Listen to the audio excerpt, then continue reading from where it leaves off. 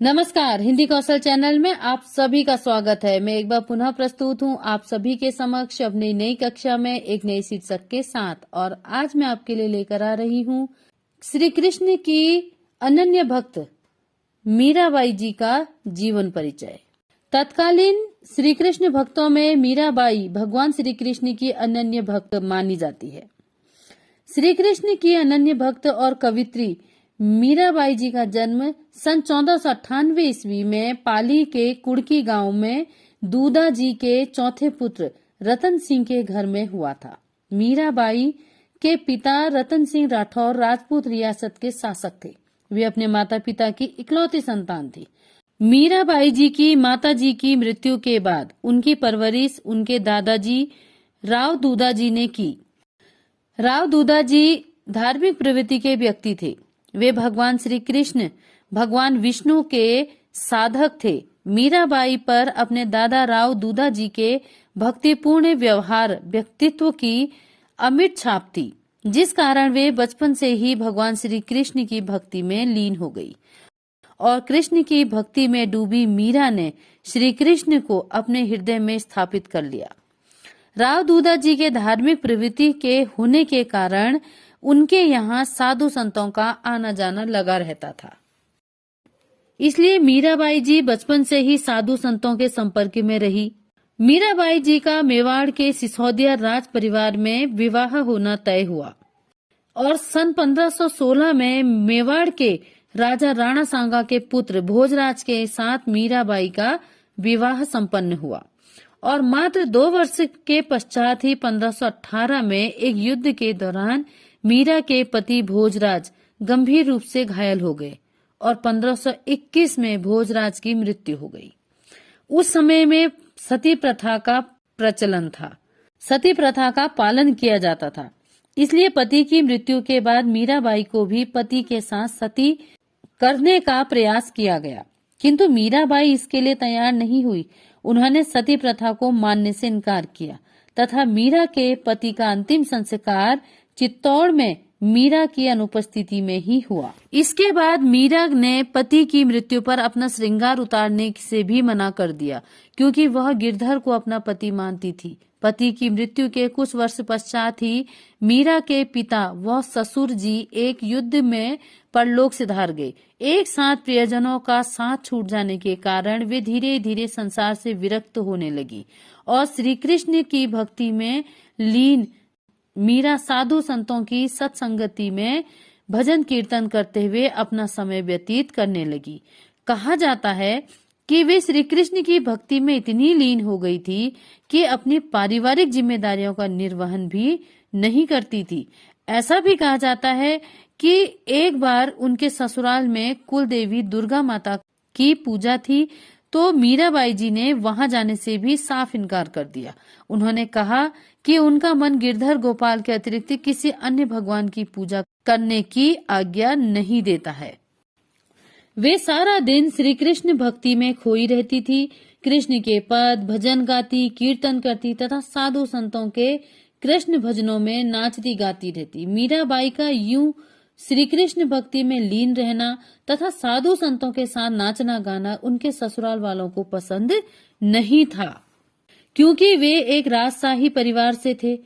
वे मीरा को इस तरह से श्री कृष्ण भक्ति करने से रोकते, कृष्ण भक्ति का विरोध करते, कई बार समझाते कि वे मेवाड़ की महारानी हैं, उन्हें महारानी की तरह राजसी परंपरा को निभाना चाहिए, उन्हें अपने राजवंशी कुल की मर्यादा का ध्यान रखना चाहिए।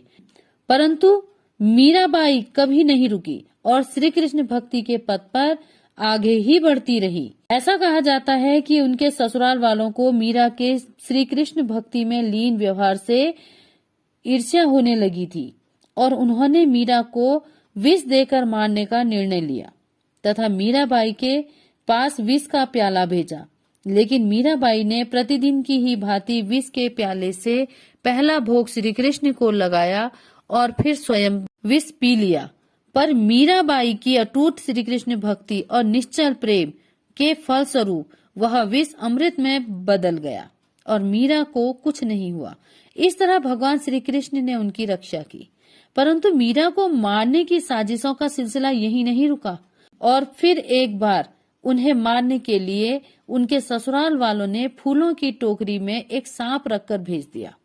यहाँ भी श्री कृष्ण के आशीर्वाद से वह सांप एक सुंदर फूलों की माला में परिवर्तित हो गया।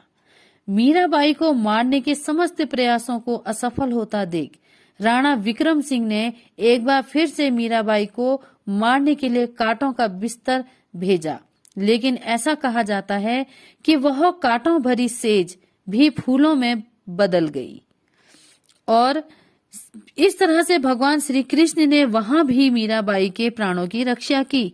ऐसा कहा जाता है कि भगवान श्री कृष्ण अपनी सच्ची साधिका मीराबाई को स्वयं आकर बचाते थे और कई बार मीराबाई जी को भगवान श्री कृष्ण के साक्षात दर्शन भी हुए थे। श्री कृष्ण की अनन्य उपासक व भक्त के रूप में कवित्री मीराबाई की ख्याति दूर दूर तक फैल गई थी।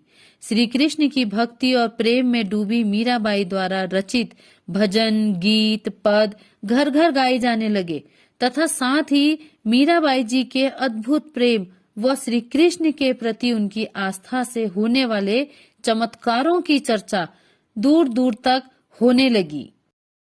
इसके बाद सन 1539 में मीराबाई जी वृंदावन चली गई और कुछ वर्ष वृंदावन में निवास करने के पश्चात वे 1556 के आसपास द्वारका चली गई। तत्कालीन समाज मीराबाई जी को विद्रोही भी कहता था क्योंकि वे समाज में स्थापित परंपरागत नियमों का अनुसरण नहीं करती थी और अपना अधिकांश समय कृष्ण मंदिरों में साधु संतों के साथ भजन कीर्तन व तीर्थ यात्राओं में ही व्यतीत करती थी।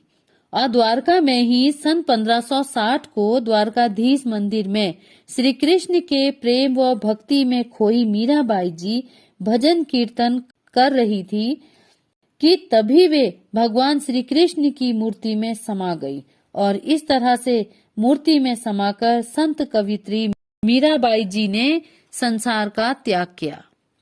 तो यह तो थी मीराबाई जी के जीवन से संबंधित कुछ महत्वपूर्ण जानकारी। अब इसके आगे हम बढ़ेंगे और जानेंगे उनकी रचनाओं के बारे में।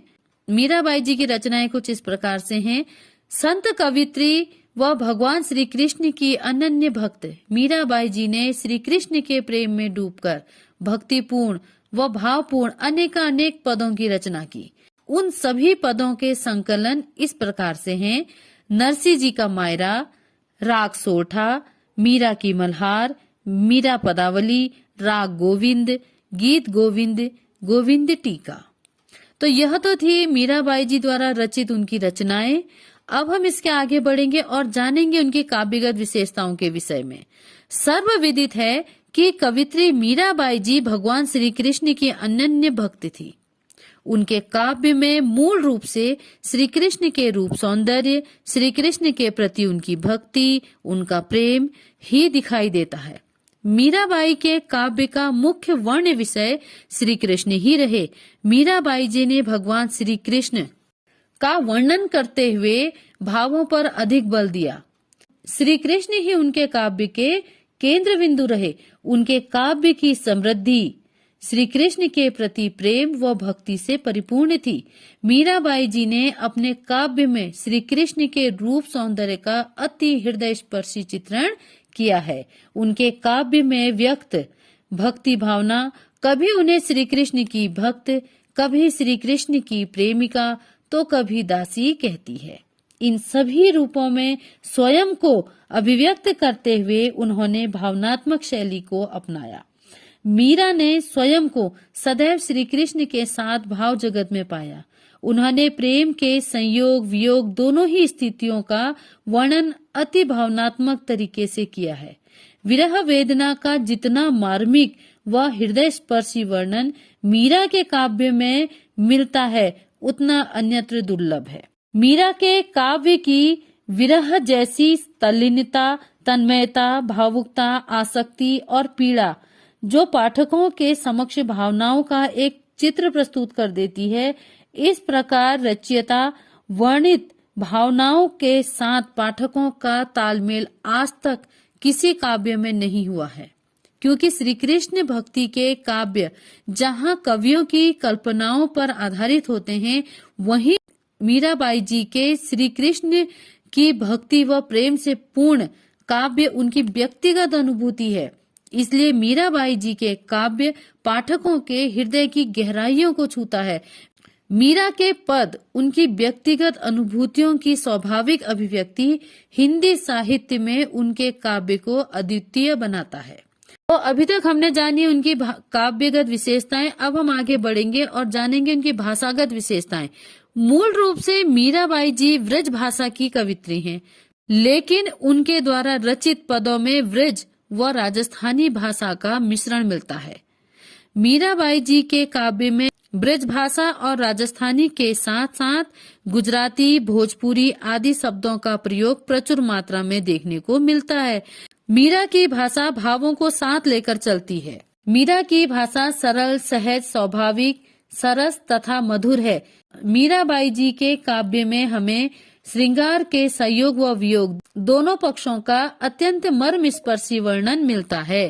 श्रृंगार रस के साथ शांत रस का समन्वय भी मीरा की भाषा की विशेषता है। मीराबाई जी के पद गीतात्मक शैली में रचित हैं।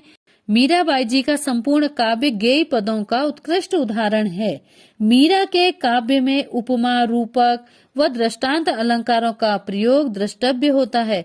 रूपक, उपमा व दृष्टांत आदि का प्रयोग मीरा के काव्य में भावों की अभिव्यक्ति के लिए भाषा के साथ स्वतः ही होता चला जाता है।